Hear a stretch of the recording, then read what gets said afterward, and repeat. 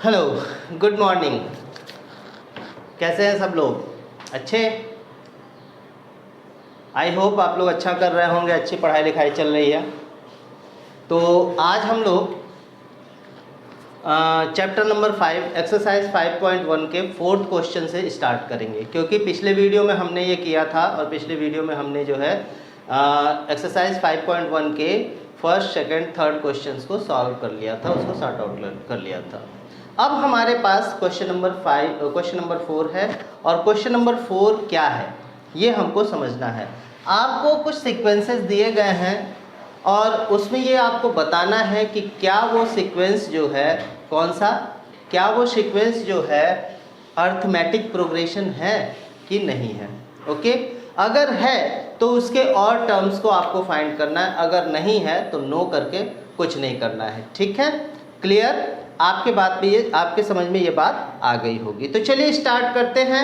हमारा क्वेश्चन है, question number 4 का फर्स्ट पार्ट है 2, 4, 8, 16 एंड सो ऑन। ओके, अब हमको ये बताना है कि क्या ये जो क्वेश्चन है ये एक अर्थमेटिक प्रोग्रेशन का है कि नहीं है। अर्थमेटिक प्रोग्रेशन का है कि नहीं ये कैसे पता चलेगा? तो हमको क्या देखना होगा जी, इसका जो है सबसे पहले डी की वैल्यू देखनी होगी। कॉमन डिफरेंस आपको निकालना होगा। सो कॉमन डिफरेंस क्या होता है? डी का फार्मूला क्या होता है? D is equal to a2 minus a1 is equal to a3 minus a2 is equal to a4 minus a3। ये सब आपस में इक्वल होंगे तभी आपका वो अर्थमेटिक प्रोग्रेशन में होगा। क्लियर? तो यहाँ पे हम क्या करेंगे, a2 माइनस a1, तो a2 क्या है 4, a1 क्या है 2, तो d is equal to 4 minus 2 क्या 8 माइनस 4 के बराबर होगा? 4 माइनस 2 आपका 2 आएगा और 8 माइनस 4 आएगा, तो 2 इज नॉट इक्वल टू। सो यहाँ पर आपने देखा कि आपको जो है ये चीज़ इक्वल नहीं मिल रही है। ठीक है, जब इक्वल नहीं मिल रही है तो ये आपका not an arithmetic progression, not an arithmetic progression, arithmetic progression. ठीक है, ये एक अरिथमेटिक प्रोग्रेशन नहीं होगा, ये एक अरिथमेटिक प्रोग्रेशन नहीं होगा। ठीक है, तो इस तरीके से हम सेकंड पार्ट में भी देख लेते हैं। तो सेकंड पार्ट क्या है आपका, यहाँ पे ये अरिथमेटिक प्रोग्रेशन नहीं होगा। ओके, अब हम सेकंड पार्ट में चलते हैं। तो सेकंड पार्ट क्या है आपका, डी की वैल्यू क्या होगी 5/2 माइनस 2, तो ये कितना हो जाएगा 1/2। अब 3 माइनस 5/2 करेंगे तो कितना होगा, 3 2 6 माइनस 5 यानी 1/2 हो जाएगा।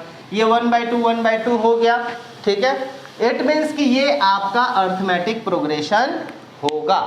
ओके, तो इसको आप स्क्रीनशॉट लीजिए, फिर आगे का हम देखते हैं। सो ये जो आपका निकला, यहाँ पे आपने देखा कि अर्थमेटिक प्रोग्रेशन के लिए हमको जो फेवरेबल कंडीशंस चाहिए वो मिल गई हैं। तो ये अर्थमेटिक प्रोग्रेशन का क्या होगा, फेवरेबल कंडीशन हो गया, यानी डी की वैल्यू सेम मिल रही है। तो हम इसके नेक्स्ट टर्म्स फाइंड आउट करेंगे। तो नेक्स्ट टर्म क्या होगा, a इज इक्वल टू 2 होता है। ठीक है, a इज इक्वल टू 2 आपका फर्स्ट टर्म हो गया। तो d आपके पास 1/2 है। तो आप इसके आगे और भी टर्म निकाल सकते हो, जैसे first, second, third, fourth term है। तो फिफ्थ टर्म क्या होगा, तो a plus fifth minus 5 minus 1 into D, a5 निकल जाएगा, यानी a5 क्या हो जाएगा 2 प्लस 4 इंटू 5 माइनस 1 4, और इंटू डी की वैल्यू क्या है अपने पास 1/2, यानी 2 से 2 कैंसिल हो गया 4, तो ये a5 जो होगा वो आपका 4 आ जाएगा। a5 आपका क्या हो जाएगा 4 हो जाएगा।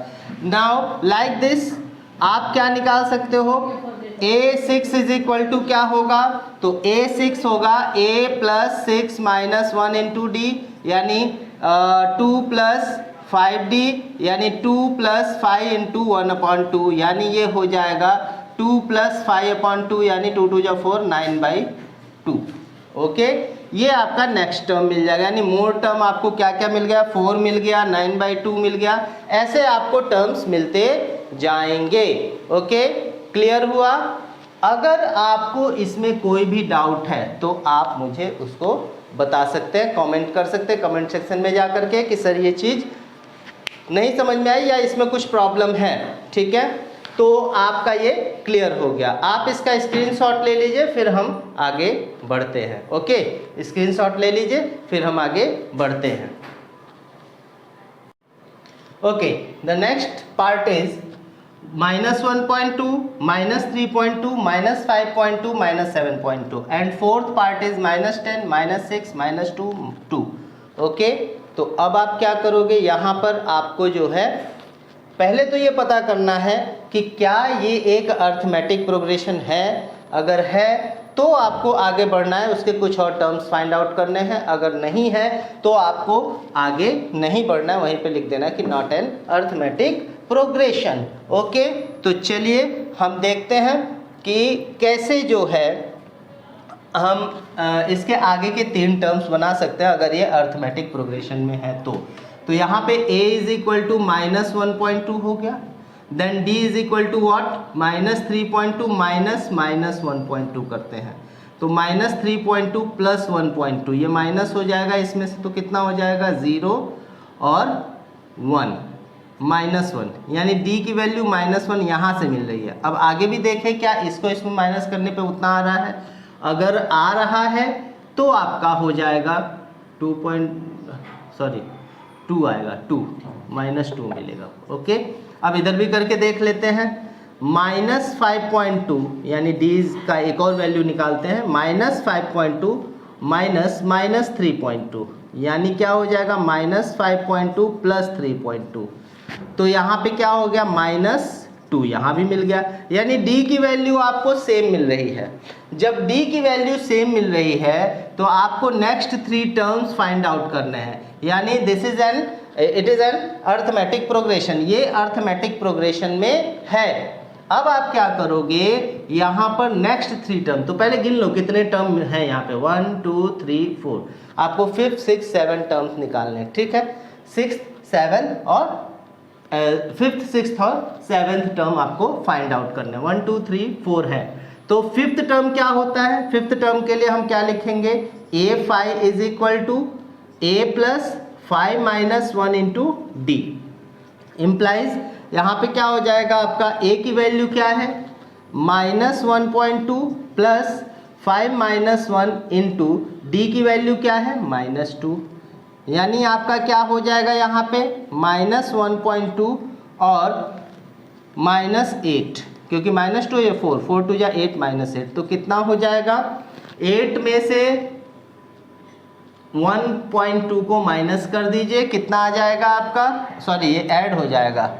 ठीक है, तो ऐड होगा तो कितना हो जाएगा 2 9.2, यानी ये हो जाएगा 9.2।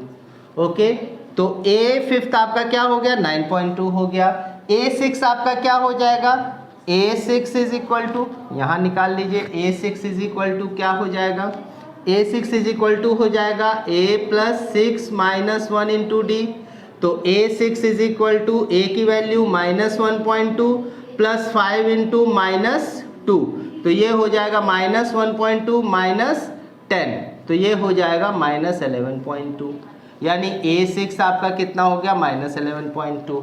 एक और टर्म a7 आपको फाइंड करना है, जो आप खुद से फाइंड आउट कर सकते हो a plus 7 minus 1 into D करके।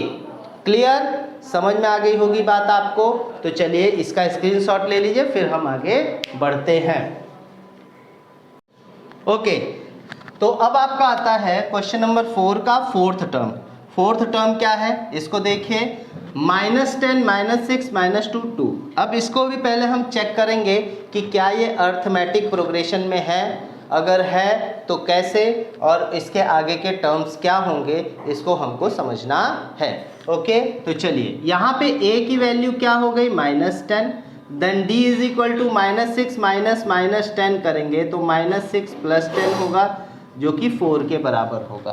क्लियर, अब हम क्या करेंगे, अब यहाँ पे देखेंगे इसमें से इसको माइनस करके एक और d की वैल्यू, चूंकि एक से ही तो हमको पता नहीं चल जाएगा, हम इसको और इसको लेकर के देखते हैं, -2 माइनस -6, यानी ये आपका हो जाएगा -2 + 6 यानी 4, यानी 4 आपको दोनों जगह पे इक्वल मिल रहा है। इट मीन्स कि d की वैल्यू सेम है, तो आपका इसका आगे का ये अर्थमेटिक प्रोग्रेशन में है और इसके आगे के 3 टर्म आपको मिलने चाहिए, आराम से आप निकाल सकते हो। तो 1 2 3 4 है, तो a फिफ्थ क्या होगा, a + 5 - 1 × d, यानी a की वैल्यू -10 + 5 - 1 4 × d की वैल्यू 4, तो कितना हो जाएगा -10 + 16 यानी 6।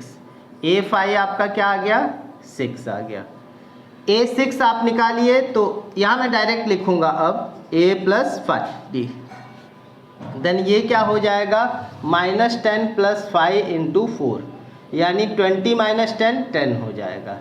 इसकी वैल्यू a6 आपकी कितनी आ जाएगी, a10 आ जाएगा। a7 आप इसी तरीके से निकाल सकते हो, a + 6d करके, तो इसकी वैल्यू -10 + 6 × 4, ये कितना हो जाएगा 24 - 10 14, ये तीनों वैल्यू आपकी मिल जाएंगी। आगे के 3 टर्म्स आपको फाइंड आउट हो गए।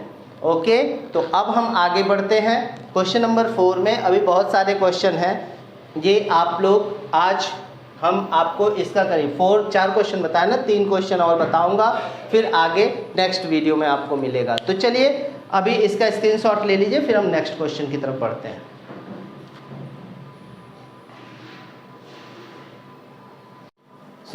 नेक्स्ट क्वेश्चन है आपका 5th पार्ट है कि 5th पार्ट आपका है कि 3 3 + √2 3 + 2 √2 3 + 3 √2। ओके, तो अब हम यहाँ पे सबसे पहले a की वैल्यू तो आपके पास 3 हो गई, d की वैल्यू फाइंड करते हैं। तो d की वैल्यू फाइंड करने के लिए हमको क्या करना पड़ेगा, इसमें से इसको माइनस करना पड़ेगा, इसमें से इसको माइनस और इसमें से इसको माइनस। अगर सेम चीज मिलती है तो सपोज दैट कि 3 + √2 -3, तो कितना हो जाएगा √2 आ गया d की वैल्यू। यही चीज आपको यहाँ भी इसमें माइनस करने पे मिलना चाहिए। तो चलिए देखते हैं कि अगर हम इसमें से इसको माइनस करते हैं, यानी 3 + 2 √2 - 3 + √2 करते हैं, तो 3 से 3 कैंसिल हो जाएगा और ये भी माइनस हो जाएगा। तो ये 2 √2 में से एक √2 माइनस हुआ तो √2 आ गया, यानी d की वैल्यू आपको सेम मिल रही है। इट मीन्स कि आपको जो है d की वैल्यू जब सेम मिल रही है तो आगे बढ़ना है, यानी आपको इसमें भी a5 यानी a + 4d, a6 a + 5d और a7 a + 6d find out करना है। तो a + 4d क्या होगा, a + 4d होगा a की वैल्यू 3 + 4 × d की वैल्यू √2, यही है √2 ही वैल्यू है ना, तो आपका 3 + 4 √2 हो जाएगा आगे का। उसके आगे आपको क्या निकालना, ये आपका a5 हो गया। अब a6 निकालना है तो 3 + और वहाँ पे क्या हो जाएगा 6 मतलब 5 और d की वैल्यू √2, तो 3 + 5 √2 हो गया। a7 क्या हो जाएगा 3 + 6 √2 हो जाएगा, एंड सो ऑन आपको ऐसे ही निकालना होगा। तो ये आपका हो गया क्वेश्चन नंबर 4 का 5th। अब आगे बढ़ते हैं। Okay, the next question is 0.2 0.22 0.222 0.2222, यानी आपको ये बताना है कि क्या है अर्थमेटिक प्रोग्रेशन में है। अगर है तो इसके आगे के 3 टर्म फाइंड करने हैं। तो क्या होगा, a = 0.2, अब d = 0.22 - 0.2 करो तो कितना आ जाएगा 0.02, ठीक है। अब अगर हम इसमें से इसको माइनस करते हैं तो 0.222 और 0.22 करते हैं तो 200, तो यहाँ तो आपका d अलग आ रहा है, डिफरेंस हो जा रहा है, ये 002 आ रहा है, ये 02 आया है। इट मीन्स कि ये अर्थमेटिक प्रोग्रेशन में नहीं है, सो हमको इसके आगे जाना ही नहीं है। ये देखो यहाँ पे, आप देखो ना, ध्यान से देखने पे पता चल जाएगा कि यहाँ पे आपको 0.2 माइनस करने पे 0.02 मिल रहा है, लेकिन यहाँ पे जब आप माइनस कर रहे हो तो 002 मिल जा रहा है पॉइंट का। क्लियर, तो ये आपका नहीं होगा। तो बच्चों आज हम लोगों ने क्वेश्चन नंबर 4 के 6 पार्ट तक किया। नेक्स्ट वीडियो में हम क्वेश्चन नंबर 4 के आगे के जो क्वेश्चन है वो करेंगे और तब उसको सॉल्व करेंगे, ठीक है। अब देखिए, अभी जो हम आप लोगों को मैंने बता दिया कि आप लोगों को कैसे करना है, क्या करना है, ठीक है। अब आपकी बारी है कि आप अपनी रिस्पॉन्सिबिलिटी को ज़रूर निभाएं। सब्सक्राइब, लाइक, शेयर वो तो करना ही करना है, और मेरी बातों को लोगों तक ज़रूर पहुंचाएं, ठीक है। और वीडियो के अंत में जो अच्छी बातें होती हैं उसके बारे में भी हम बात कर लेते हैं, तो थोड़ी देर में आपके सामने वो वीडियो, चलिए हम उस पर बात करते हैं, ठीक है।